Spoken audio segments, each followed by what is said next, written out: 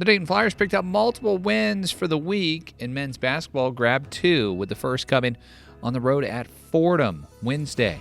Anthony Grant's group had 5 players in double figures, and the Flyers beat the Rams 93-76. UD got another victory on Saturday when Dayton held on to beat Duquesne 77-76. Enoch Cheek scored 19 points to lead the way, and Zed Key added a season-high 18 points. UD's 18-8 on the season, 8-5 in the conference, and third place in the Atlantic 10. UD women's basketball played in front of a record crowd on Wednesday when Dayton welcomed in Davidson. 12,152 fans turned out for school day.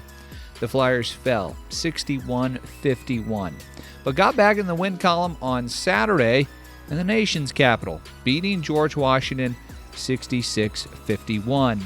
Ivy Wolf led UD with 18 points and was 4 of 6 from 3, with the Flyers shooting 10 of 20 as a team from distance.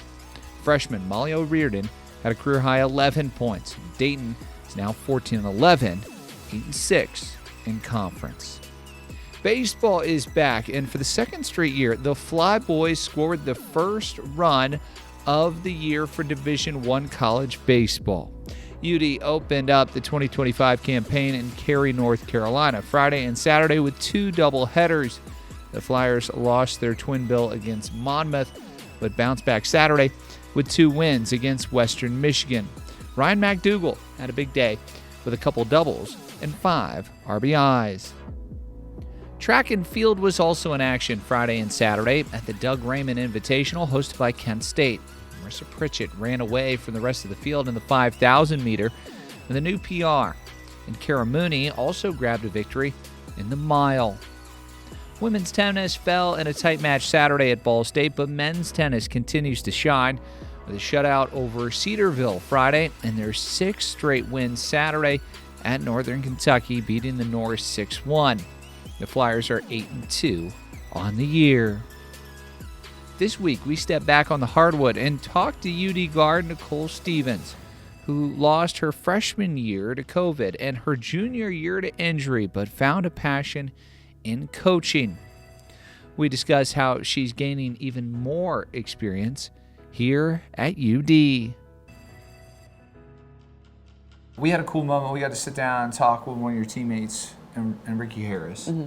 She shared a story that she's looking to get into coaching, and that at the beginning of the year, she was tackling the scout, mm-hmm. and you were right there, sort of like with her. You want to go into coaching? Yeah. So that was another reason why I chose Dayton. Just talking to the coaches, I knew that they would help set me up for what I wanted to do in the future. Like you said, with Ricky, beginning of the year when we were doing scrimmages, Coach Meek allowed us to work with our assistants and then to lead that scout to our teammates for preparation. And I want to bring back Pick Central, mm-hmm. because that's kind of where it started for you with coaching. You had a really unfortunate situation in that you're a freshman, and then that season gets washed mm-hmm. because of COVID. Mm-hmm. And you hopped on with the Tigers? Yeah, I was very fortunate to have Hedge as my coach. I mean, we've been best buds since I was 6th grade when he came over to start coaching. So him and Coach Jay, the other few assistants, have always said, have you ever thought about going into coaching? And I was like, no, but they're like, you really have a great mind for it and it's something you should look into. So then when my season got canceled and having to be home, I just took that opportunity, and fortunate that he let me be on their staff. Well, you get back to playing and had a solid first year with the Lions, mm-hmm. and then your second year, which would have been your junior year, you end up coming up with an injury, but mm-hmm. then you're kind of back into that coaching world, mm-hmm. right?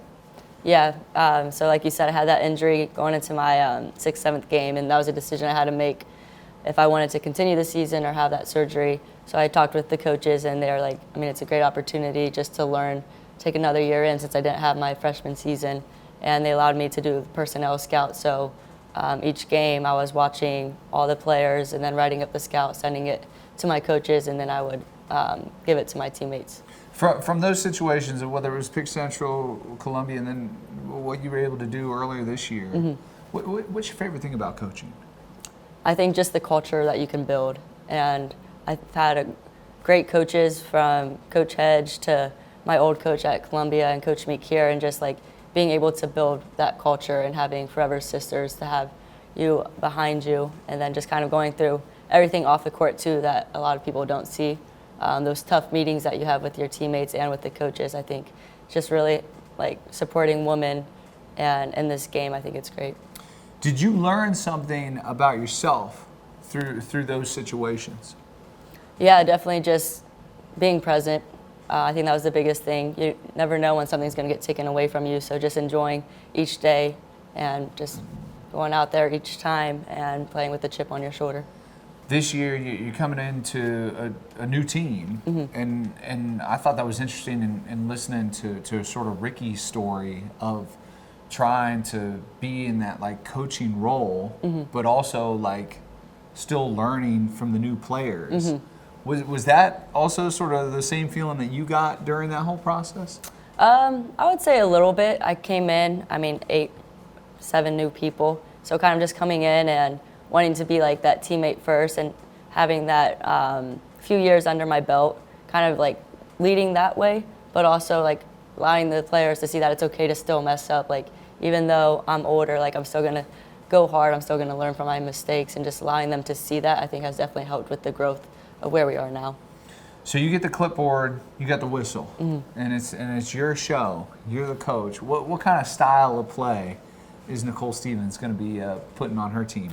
We'll definitely be playing fast, a lot of switch-up defense from zone man, full court press, but also a lot of Princeton chin offense. I grew up AAU, high school, my old team. Now we run a lot of that, and I really like that set. This entire interview will be released on Thursday at noon on Spotify, Apple Music, and our YouTube channel at Dayton Flyers. Women's basketball stays on the road Wednesday to take on St. Louis with an 8 p.m. tip. Saturday, the Flyers return home, 1 o'clock start when they face Fordham. Just one game for men's basketball this week, and it comes on Friday night when the Flyers visit the Windy City to face Loyola Chicago at 7 o'clock. Track and field closes out the indoor regular season on Friday in Findlay at the Flag City Open. Dayton softball is back in action in Atlanta, Georgia on Friday. A doubleheader against Georgia State. Saturday, they'll play Memphis at Kennesaw State. And Sunday, a twin bill at Georgia Tech. Dayton baseball makes the trip to Gainesville, Florida, to take on the 10th-ranked Florida Gators Friday, Saturday, and Sunday. And for the weekend, men and women's tennis will be in action Saturday and Sunday in Milwaukee when they face North Dakota and Marquette. For more information on Dayton athletics, visit DaytonFlyers.com and follow us on social media at Dayton Flyers.